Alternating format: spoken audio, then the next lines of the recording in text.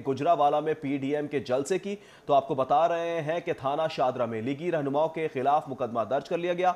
FIR sound act SOPs की खिलाफ वर्जी पर दर्ज किया गया। शादरा चौक को बंद करके ट्रैफिक ब्लॉक की गई। एफआईआर का ये मतन है, जबकि मतन के मुताबिक बगैर इजाजत ट्रैफिक ब्लॉक करने से शहरियों को परेशानी का सामना रहा। कौन कौन सी दफात शामिल की गई हैं एफआईआर में, जानेंगे इरफान मलिक से। जी इरफान, बताइएगा।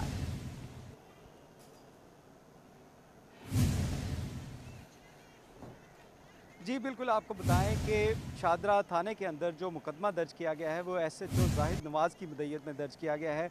और अगर इस मुकदमे की बैकग्राउंड के बारे में आपको बताएं तो ये मुकदमा पंजाब हुकूमत के अहकामात पे दर्ज किया गया है, क्योंकि जो पहले इसमें से मुकदमा थाना शादरा में ही गद्दारी का मुकदमा दर्ज था, उसके अंदर जो एक कारकुन जो है वो पाकिस्तान तहरीक इंसाफ का, उसकी दरख्वास्त के ऊपर मुकदमा दर्ज किया था और उसके ऊपर मुस्लिम लीग नून की जानिब से काफ़ी जो है वो तनकीद का निशाना बनाया गया हुकूमत को। लेकिन हुकूमत की जानिब से ये कहा जा रहा था कि उनके इल्म में नहीं है मुकदमा दर्ज कैसे हुआ। लेकिन अब पुलिस की जानिब से जो मुकदमा 3 रोज़ बाद दर्ज किया गया है, इस जलसे के लिए जो रैली निकाली जा रही थी, जाती उम्रा से ये रैली जो है गुजरांवाला पहुंची और इस रैली के हवाले से जो मुकदमा दर्ज किया गया है थाना शादरा में, इसके अंदर जो दफ़ात शामिल की गई हैं वो रोड ब्लॉक करने की, इश्तियाल अंगेज़ी की और उसके साथ साथ कोरोना एसओपीज़ की खिलाफ वर्जी के तहत ये मुकदमा दफ़ात जो हैं वो मुकदमे में शामिल की गई हैं।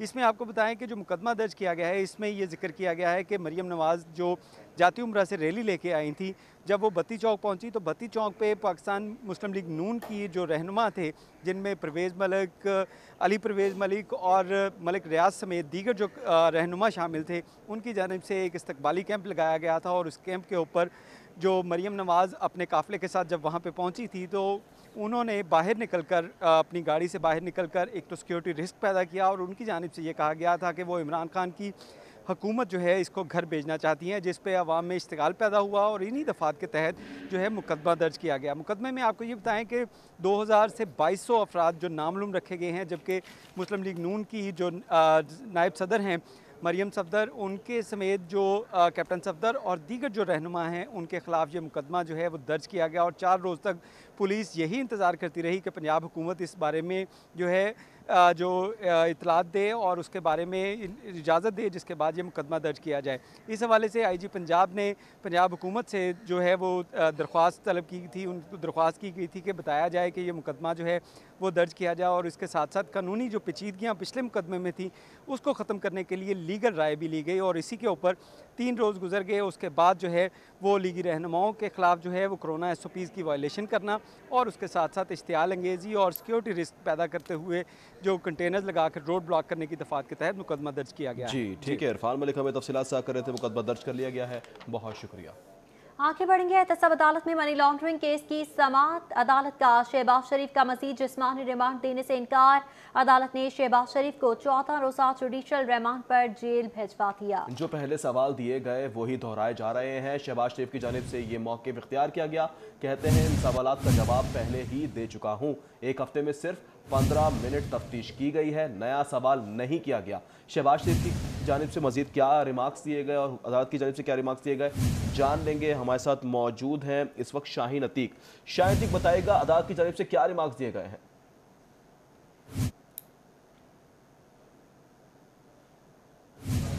जी, आज एहतसाब अदालत के जज जवादुल हसन ने मनी लॉन्ड्रिंग केस में शहबाज शरीफ के जो के का रिमांड जो है वो नैब को देने से इनकार करते हुए उनको जुडिशल रिमांड पर जो है वो जेल भिजवा दिया। आज शहबाज शरीफ को 1 हफ्ते का रिमांड ख़त्म होने के बाद अदालत में पेश किया गया था और अदालत से इस्तदा की गई थी कि इनसे हमने अभी पूछगिछ करनी है, लिहाजा हमें इनका जो है वो रिमांड दिया जाए, जिस पर अदालत में जो है वो प्रोसिक्यूशन ने कहा कि हमें इनसे पूछगिछ जो है वो करनी है, मुख्तलिफ सवालात जो हैं वो भी हमने जो है इनसे पूछने हैं। इस पर जो है शहबाज शरीफ जो है अदालत में खड़े हुए, उन्होंने अदालत को मुखातिब करते हुए कहा कि मैं इनके पास 1 हफ्ते से हूँ, लेकिन 15 दिन 15 मिनट सिर्फ इन्होंने मुझसे तफ्तीश किया, वही सवालात मुझसे पूछे जाते रहे हैं जो मैं पहले जवाब दे चुका हूँ।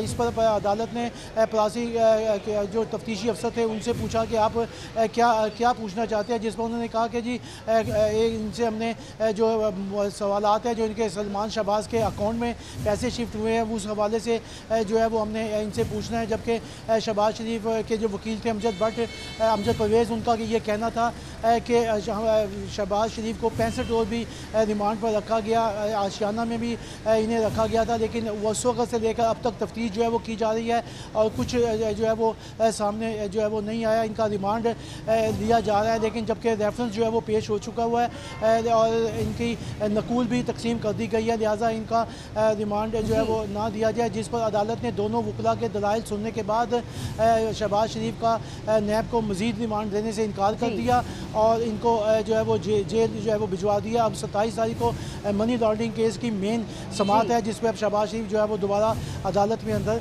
जो है वो पेश होंगे। जी 27 तारीख को दोबारा शहबाज शरीफ पेश होंगे। शाहीन अतीक, बहुत शुक्रिया आपका। जबकि मनी लॉन्ड्रिंग का रेफरेंस पेश नकूल तकसीम हो चुकी है। अमजद परवेज़ के लिए कहा गया, मजीद कहा अदालत ने गुज़श्ता समाअत पर तफ्तीश का आखिरी मौका दिया था।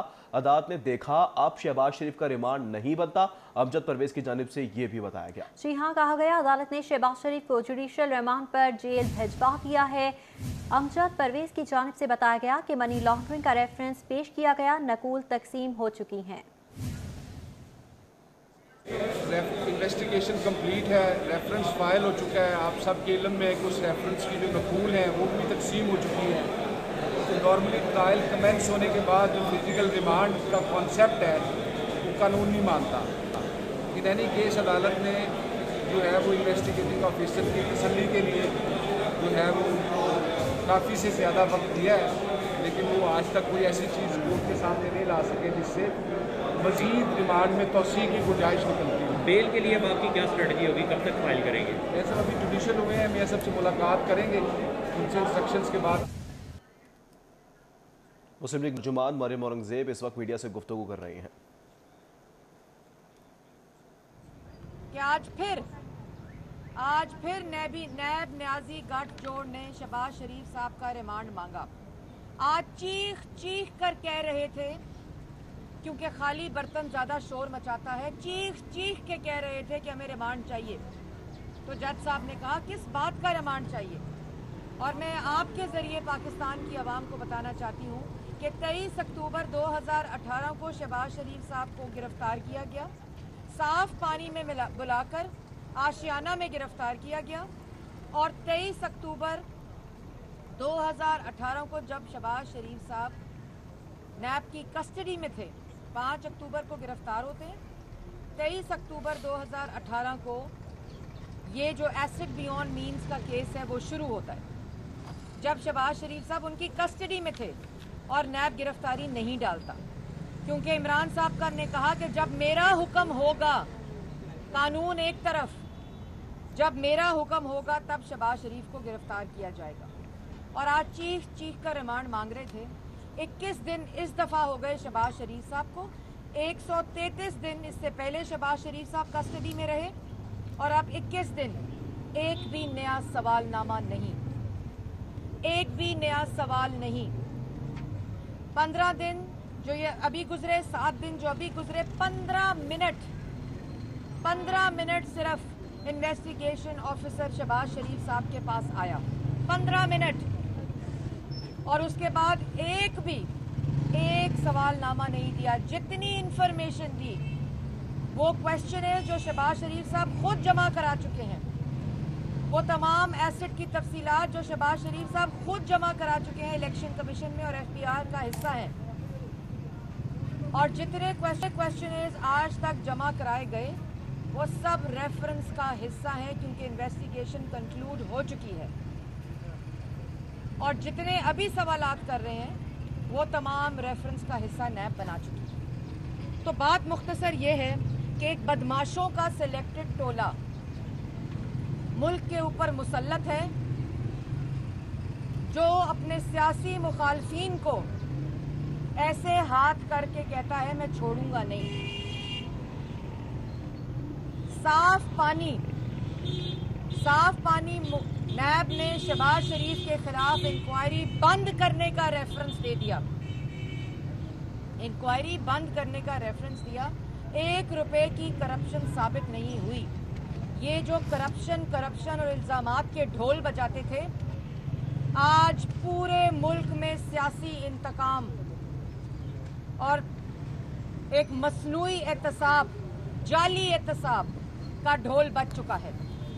पूरी आवाम ने इनके खिलाफ FIR काट चुके हैं और एक बुज़दिल हारा हुआ शख्स जो ये जान चुका है कि आवाम का रद्द अमल आ चुका है।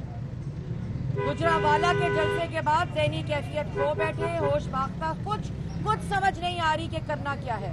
कभी किसी मफरूर के जरिए FIR, कभी किसी कातिल के जरिए FIR, कभी किसी दहशतगर्द के जरिए FIR, नामालूम अफराद। आज जो एसिड बियॉन्ड मीन्स का केस है शहबाज शरीफ साहब का, वो भी एक बेनामी ने दरखास्त दी है जिसकी कोई वल्दियत नहीं है। और इसी तरह तमाम मफरूर, गर्द, कातिल के जरिए ये FIR'ें जलसों के जो इनकाद हैं उनके खिलाफ कटवाई जा रही है। साफ पानी बंद होने का क्या मतलब है? साफ पानी बंद होने का मतलब है कि जो शहबाज शरीफ का मौक़िफ़ था कि एक ढेले की करप्शन ये बदमाशों का सेलेक्टेड टोला मुल्क पर मुसल्लत है, 1 रुपए की करप्शन साबित नहीं कर सके। तर्जुमान नून लीग मरियम औरंगजेब मीडिया से गुफ्तगू कर रही थी। आगे बढ़ेंगे, आपको बताएं कि एहतसाब अदालत में रमजान शुगर मिल्स रेफरेंस की समाअत। अदालत में अपोजिशन लीडर हमजा शहबाज की हाजिरी मुकम्मल करवाई गई। हमजा शहबाज आज कोरोना का शिकार हो गए थे। जज की जानिब से इस्तफसार किया गया कि क्या आप कोरोना का शिकार हुए थे, जिस पर हमजा शहबाज ने कहा, जी मैं कोरोना का शिकार हुआ था, अब ठीक हो चुका हूँ। पंजाब बार कौंसिल की हड़ताल है। अमजद परवेज के एसोसिएट का जवाब आया, हड़ताल के बायस बहस नहीं कर सकते। एसोसिएट की जानिब से जवाब ये भी दिया गया। मजीद आपको बताएं कि वकला की हड़ताल के बायस समाअत 31 अक्टूबर तक मुलतवी कर दी गई है। जबकि आपको बताएं कि इस मौके पर अहम समाअत हुई है एहतसाब अदालत में। रमज़ान शुगर मिल्स में रेफरेंस की समाअत, अदालत में अपोजिशन लीडर हमजा शहबाज की हाजिरी मुकम्मल करवाई गई, जिस पर जज ने इस्तफसार किया कि हमजा शहबाज आप कोरोना का शिकार हो गए थे। हमजा शहबाज ने इस पर जवाब दिया कि जी मैं कोरोना का शिकार हुआ था, आप ठीक हो गया हूं। ऑपोजिशन लीडर हमजा शहबाज की अदालत में गैर रस्मी गुफ्तगू भी हुई। उन्होंने कहा कि एहतसाब तमाशा चल रहा है जो पूरी दुनिया देख रही है। हमजा शहबाज का कहना था कि इमरान नियाज़ी सिर्फ इंतकामी कार्रवाइयाँ कर रहे हैं, पूरी कौम परेशान है, होशरुबा महंगाई हो चुकी है, ये कहा गया। हमजा शहबाज की जानिब से उन्होंने अदालत में गैर रस्मी गुफ्तगू की। उनका कहना था कि एहतसाब तमाशा चल रहा है जो पूरी दुनिया देख रही है। आगे बढ़ेंगे, बात करेंगे नैब ऑफिस के बाहर हंगामा आराई और तोड़फोड़ के केस के हवाले से 30 लीगी रहनुमाओं की उबूरी दरख्वास्त जमानत पर समाअत की गई। कैप्टन रिटायर्ड सफदर सैफुल मलूक खोखर इंसदाते दहशतगर्दी अदालत में पेश हुए। 30 लीगी रहनुमाओं की उबूरी जमानतों में 23 अक्टूबर तक तौसी दे दी गई है। जबकि आपको बताएं कि नैब ऑफिस के बाहर हंगामा आराई तोड़ फोड़ का केस है। 30 लीगी रहनुमाओं की उबूरी दरख्वास्त जमात पर समाअत हुई है। कैप्टन रिटायर्ड सफदर सैफुल मलूक खोखर इंसदाते दहशतगर्दी अदालत पेश हुए, जबकि 30 लीगी रहनुमाओं की उबूरी जमानतों में 23 अक्टूबर तक तौसी दे दी गई है। आगे बढ़ेंगे, मजीद खबरें भी शामिल करेंगे। आपको बताएं वजीर आजम पाकिस्तान इमरान खान का आज दौरा लाहौर है। वजीर आजम की जेर निगरानी रिवर रावी प्रोजेक्ट का जायजा लिया जाएगा। इजलास में रिवर रावी प्रोजेक्ट बारे अहम फैसले भी किए जाएंगे। वज़ीर आज़म रिवर रावी मंसूबे में पेशरफ्त का जायजा लेंगे। वज़ीर आज़म को मंसूबे पर जायजा रिपोर्ट पेश की जाएगी। वज़ीर आज़म मंसूबे की खुद निगरानी कर रहे हैं। ऑपोजिशन के आइंदा जलसों पर आइंदा का लाहेअमल क्या होगा उस हवाले से भी ब्रीफ किया जाएगा वज़ीर आज़म को।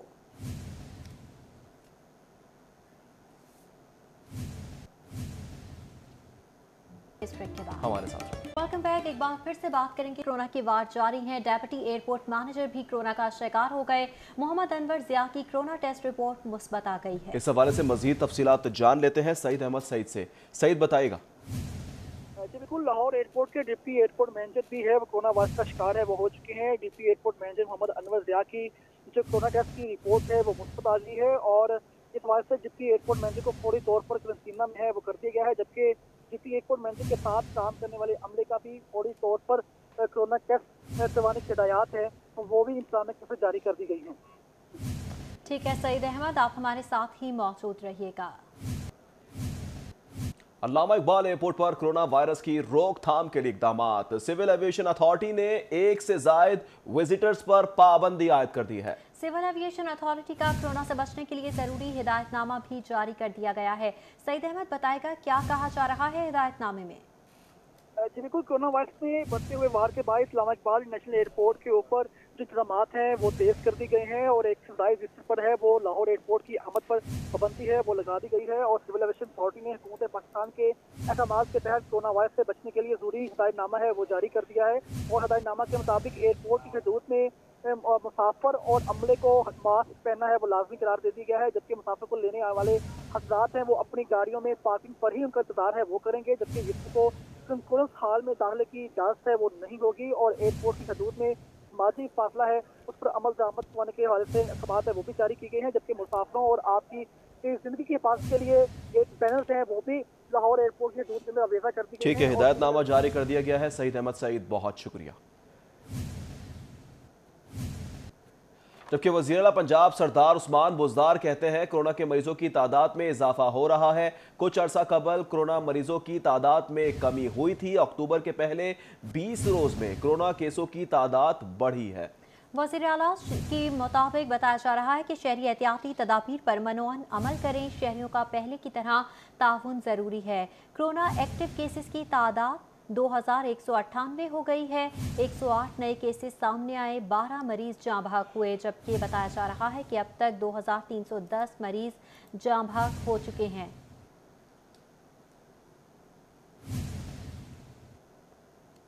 हमजा शहबाज का कहना था कि एहतसाब तमाशा चल रहा है जो पूरी दुनिया देख रही है। इमरान नियाज़ी सिर्फ इंतकामी कार्रवाइयाँ कर रही हैं। हमजा शहबाज ने मजीद ये भी कहा कि पूरी कौम परेशान है, होशुबा महंगाई आ चुकी है, एहतसाब तमाशा चल रहा है जो पूरी दुनिया देख रही है। हमजा शहबाज ने पेशी के दौरान कहा कि इमरान नियाज़ी सिर्फ इंतकामी कार्रवाइयाँ कर रहे हैं। ये भी कहा पूरी कौम परेशान हो चुकी है, होशुबा महंगाई हो चुकी है। पूरी कौम परेशान है, महंगाई है, मईशत ज़मीन पोस हो गई है और विधायकों ने 2.5 सालों में पीछे कर भेज दिया। इंशाअल्लाह ताला अल्लाह से दुआ है कि अल्लाह ताला कायद की पाकिस्तान की पूरी कौम परेशान है, महंगाई है, मईशत ज़मीन पोस हो गई है और विधायकों ने 2.5 सालों में पीछे कर भेज दिया। इंशाअल्लाह ताला अल्लाह से दुआ है कि अल्लाह ताला कायद की पाकिस्तान की पूरी कौम परेशान। सूबाई वज़ीर इत्तलात फयाजुल हसन चौहान कहते हैं उस्मान बुज़दार पर तनकीद करने वाले सिंध की तरफ नजर डालें। गंदुम खरीदारी में सिंध हुकूमत की नाअहली वाज़े हो चुकी है। फयाजुल हसन चौहान का कहना था कि उस्मान बुज़दार खिदमत में मसरूफ़ हैं। 2.25 साल की तारीख मुस्बत पॉलिसी से भरी हुई है, ये कहा गया। सूबाई वज़ीर इत्तलात फयाजुल हसन चौहान की जानिब से उन्होंने कहा कि उस्मान बुज़दार पर तनकीद करने वाले सिंध की तरफ नज़र डालें। गंदुम खरीदारी में सिंध हुकूमत की नाअहली वाज़े है। उस्मान बुज़दार खिदमत में मसरूफ़ हैं। 2.25 साल की तारीख मुस्बत पॉलिसी से भरी पड़ी है। सानिया हफीज सेंटर के हवाले से आपको बताते चलें कि मुतासरा प्लाजे में ताहाल वैरानियों के डेरे हैं। 10 दिन बाद इमारत की फिटनेस और क्लियरेंस रिपोर्ट मिलेगी। इमारत काबिल इस्तेमाल हुई तो बहाली का काम शुरू किया जाएगा, मलिक कलीम अहमद की जानिब से बताया जा रहा है। मजीद आपको बताएं कि मुतासरा 3 फ्लोर्स के ताजरों ने करीबी प्लाजों की दुकानें किराए पर ले ली हैं। इस हवाले से मजीद तफसीलात जानेंगे शहजाद खान अब्दाली से। जी शहजाद। और जी बिल्कुल, इस वक्त हम हाफिज़ सेंटर के सामने मौजूद हैं। इस बदकिस्मत प्लाजे में अभी भी वीरानियों के डेरे नज़र आ रहे हैं और इस हवाले से इस प्लाजे के सदर मलिक कलीम अहमद का ये कहना है कि 10 दिन के बाद इस इमारत की फ़िटनेस सर्टिफिकेट यानी क्लियरेंस सर्टिफिकेट मिलेगा। अगर ये रिपोर्ट जो है वो मुस्बत हुई यानी इमारत काबिल इस्तेमाल हुई तो फिर इसकी बहाली का काम जो है वो शुरू हो जाएगा। तो ये कहा जा सकता है कि इसमें अभी हफ्तों दरकार होंगे, उसके बाद ही ताजर बरादरी अपना इस प्लाजे के अंदर कारोबार का आगाज़ कर सकेगी। और इसके अलावा आपको ये भी बताते चलें कि जो 3 फ्लोर इस प्लाजे के मुतासर हुए हैं, इस मुतासरा फ्लोर्स के ताजरों ने जो आसपास प्लाजे हैं वहाँ पे दुकानें किराए पे लेनी शुरू कर दी हैं और जो आसपास प्लाजों के मालकान हैं वो मौके को गनीमत जानते हुए इन ताजरों से मनमाने किराए जो है वो वसूल कर रहे हैं। जो दुकान 30,000 रुपये किराए पे पहले कोई नहीं लेता था वो 50 से 60,000 रुपये किराए पे चढ़ रही है। इस वक्त खिदमत ग्रुप के सीनियर रहनुमा और इस प्लाजे के साबिक सेक्रेटरी जनरल शेख फयाज हमारे साथ मौजूद हैं। उनसे हम इस हवाले से बात कर लेते हैं। शेख साहब, क्या बताया जा रहा है, कब तक इसकी बहाली मुमकिन हो सकेगी? और ये भी बताइएगा, जो वीडियो रिकॉर्ड फ्रांसिक टीम ने अपने कब्जे में ले लिया है, आपको भी कोई उसकी कॉपी मिली है या नहीं? जी, बिस्मिल्लाहिर्रहमानिर्रहीम। सबसे पहले तो शिजात भाई, ये हमारा प्लाजा बदकिस्मत था नहीं, लेकिन हो गया है। अल्हम्दुलिल्लाह हमने इस प्लाजे को संवरते देखा, आज हमने अपनी आंखों से इसको उजड़ता देख रहे हैं। जहाँ तक आपकी बात है कि इसकी फ्रांसिक रिपोर्ट की, तो हम तो पिछले 2 दिन से क्लेमेंट थे कि हमें इसकी USB में कॉपी मुहैया की जाए, लेकिन हमें कोई कॉपी मुहैया नहीं की गई। लेकिन आज DC साहब से, DSP साहब से अभी कोई 5 मिनट पहले हमारी मीटिंग एक्सरसाइज हुई है। तो हमारी ख्वाहिश ये है कि इंशाअल्लाह ताला ये इंतज़ामी अमूर जो पंजाब गवर्नमेंट के पास है, ये फिर इसमें अपना किरदार अदा करेंगे। CM अपना बेहतरीन किरदार अदा करेंगे, PM साहब बेहतरीन किरदार अदा करेंगे। और इसमें अगर किसी की नाअहली है, अगर किसी इनफरादी हैसियत से किसी की नाअहली है, तो वो एक्सपोज होनी चाहिए, ताकि आइंदा इस तरह के वाक़यात से जो है वो बचा जा सके। जी ठीक है, शहजाद खान अब्दाली हमारे साथ मौजूद थे, बहुत शुक्रिया आपका। बताया जा रहा है कि 10 रोज़ में ही फॉरेंसिक की जानिब से जो शवाहिद इकट्ठे किए गए हैं, रिपोर्ट मुरतब की गई है, उसके बाद ही 10 रोज़ के बाद ही क्लियरेंस दी जाएगी कि आया इसे इस्तेमाल किया जा सकता है या नहीं। कुछ दीगर खबरें शामिल कर लेते हैं। पंजाब हुकूमत का तरजीही मंसूबा फिरदौस मार्केट अंडरपास नाक़िस हिकमत अमली और अफसरशाही की नज़र हो गया। डेडलाइन गुजर जाने के बाद मजीद 15 रोज़ गुजर गए, ताहाल मंसूबे का फिनिशिंग वर्क मुकम्मल ना हो सका। ना ही सर्विस लेन्स पर काम शुरू किया गया है। आपको बताते चलें कि पंजाब हुकूमत का तरजीही मंसूबा फिरदौस मार्केट अंडरपास नाक़िस हिकमत अमली और अफसर शाही की नज़र हो चुका है। डेडलाइन गुजर जाने के बाद मजीद 15 रोज़ गुजर गए हैं, ताहाल मंसूबे का फिनिशिंग वर्क ही मुकम्मल नहीं हो सका। ना ही सर्विस लेन्स पर काम शुरू किया गया है। ताख़ीर की वजह क्या है, जानेंगे दुरे नायाब से। जी दुरे, बताइएगा। जी बिल्कुल, फिरदौस मार्केट अंडरपास मंसूबा जो कि हुकूमत पंजाब का तरजीही मंसूबा है, और इस पे अब तकरीबन 4 माह और 15 दिन मुकम्मल हो चुके हैं इसके काम को। और काम जो है वो लंबा ही होता जा रहा है, तवील होता जा रहा है, मामूली ताख़ीर से, फ़ैसले ना करने से, फ़ाइनेंशियल इशू से इस प्रोजेक्ट में ताख़ीर आ रही है। ख़ासकर इस प्रोजेक्ट की जो सर्विस लेन्स हैं वो अभी तक बनाई नहीं गई। सर्विस लेन तो दरकिनार, सर्विस लेन के लिए जो सर्विसेज शिफ्ट की गई थी, जिसमें सीवरेज के पाइप थे, वाटर सप्लाई के पाइप थे, गैस के पाइप थे, वो अभी तक ओपन पड़े हैं। और हालत यह है कि उनको शिफ्ट करना दूर की बात, उनको अभी तक कवर भी नहीं किया जा सका। इस अंडरपास के नकासी आब के लिए जो कुएँ बनाए जा रहे हैं वो भी ज़ेर तामीर हैं। अंडरपास की बैरल को तो मुकम्मल किया जा चुका है, लेकिन वाटर बाउंड करके, यानी कि पत्थर डाल के उस पर असफाल्ट नहीं की जा रही अभी तक। इसके साथ अंडरपास की जो सेंटर पॉइंट है, जिसके ऊपर लेंटर डला हुआ है, उसके गिरदोनवा में रिहेबिलिटेशन का काम होना बाकी है। फिरदौस मार्केट के सामने सड़कों की तामीर होना बाकी है। सर्विसेज जो मंसूबे के दौरान ख़राब हुई थी उनकी बहाली बाकी है।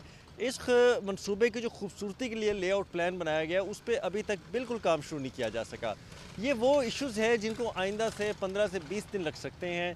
कहा तो ये जा रहा था कि 4 अक्टूबर को जब इस मंसूबे की कॉन्ट्रेक्चुअल डेट ख़त्म हुई कि 10 से 15 दिन के अंदर वाइंड अप कर दिया जाएगा। ठीक है दुरेनाया, बहुत शुक्रिया आपका। हाजिर होंगे ब्रेक के बाद, हमारे साथ रहिएगा। वेलकम बैक नाज़रीन। तब्दीली सरकार में सूबाई वुज़रा कमज़ोर, ब्यूरोक्रेसी तगड़ी नजर आने लगी है। डिप्टी रजिस्ट्रार कोऑपरेटिव लाहौर के असामी, वजीर कोऑपरेटिव और सेक्रेटरी कोऑपरेटिव के दरमियान सर्द जंग। तफसीलात जानेंगे साउथ बट से। जी साउथ, बताएगा क्या मामला चल रहा है?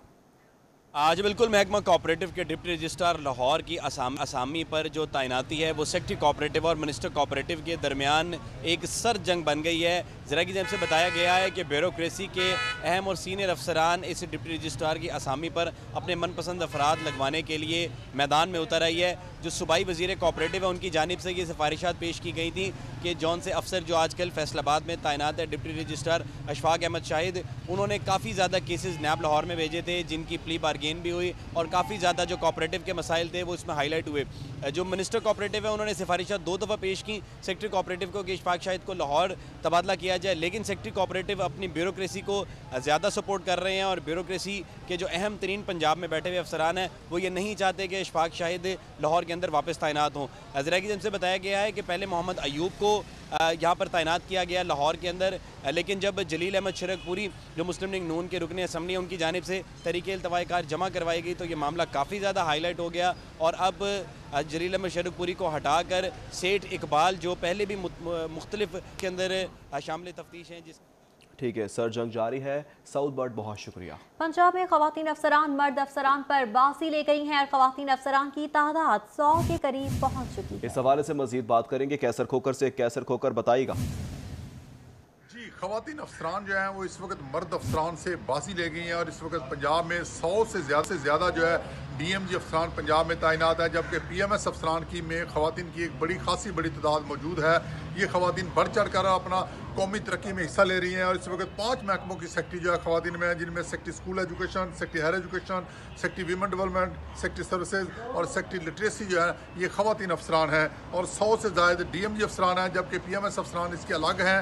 जबकि ये अफसरान जो है ये इनकी सबसे बड़ी ये खूबी है कि ये अफसरान जो है ये हर शोबे में ज़िंदगी के हर पोस्ट पर काम कर रही हैं। DC भी हैं, सेक्रेटरी भी हैं और इसके अलावा कमिश्नर सरगोदा जो है वो भी DC हैं, वो भी एक खवातीन अफसर हैं। इसके साथ साथ जो है मुख्तलिफ मुद्दों पर additional secretary, deputy secretary, section अफसर जो है वो खवातीन तैनात हैं। लेकिन इन खवातीन का एक खामी भी है कि ये खवातीन हार्ड एरिया या दूसरे सूबों में जाकर नौकरी नहीं करती, लेकिन पंजाब में ये तरक्की में बढ़ चढ़ कर हिस्सा ले रही हैं और इस वक्त खवातीन अफसरान की तादाद जो है वो मर्द अफसरान के मुकाबले में काफ़ी तेज़ी से बढ़ती जा रही है और ये सर्विस जो है ये लेडी सर्विस बनती जा रही है।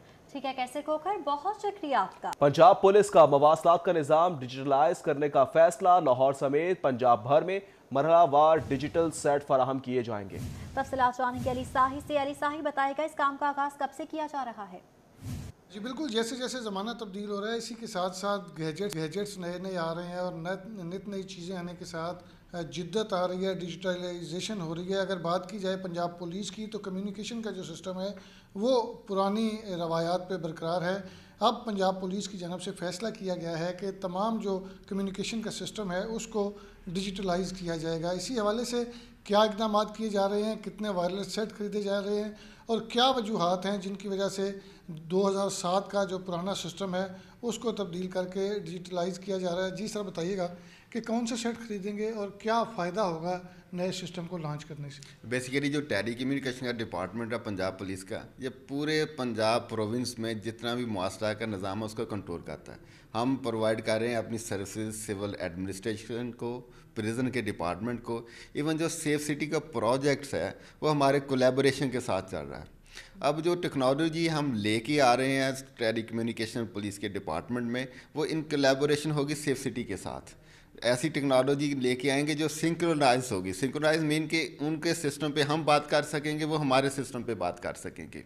जो सेफ सिटी के प्रोजेक्ट्स हैं वो तमाम रीजनल हेडक्वार्टर्स में जा चुके हैं। उसके अलावा जो इम्पोर्टेंट डिस्ट्रिक्ट्स हैं जैसे ननकाना है, कसूर है, शेखुपुरा है, DG खां है, वहाँ पे भी ये सिस्टम जा चुका है। अब हम एक एक्सपेरिमेंट की तरफ जा रहे हैं अगले वीक, जिसमें हम कसूर का डिस्ट्रिक्ट पूरे का पूरा डिजिटलाइज कर देंगे। जो डिजिटलाइज होगा वो हम अपने रिसोर्सेज से करने जा रहे हैं, उसमें गवर्नमेंट का एक पैनी भी इस्तेमाल नहीं होगा। जैसा कि आपने सुना कि हमें ठीक है अली साही, बहुत शुक्रिया।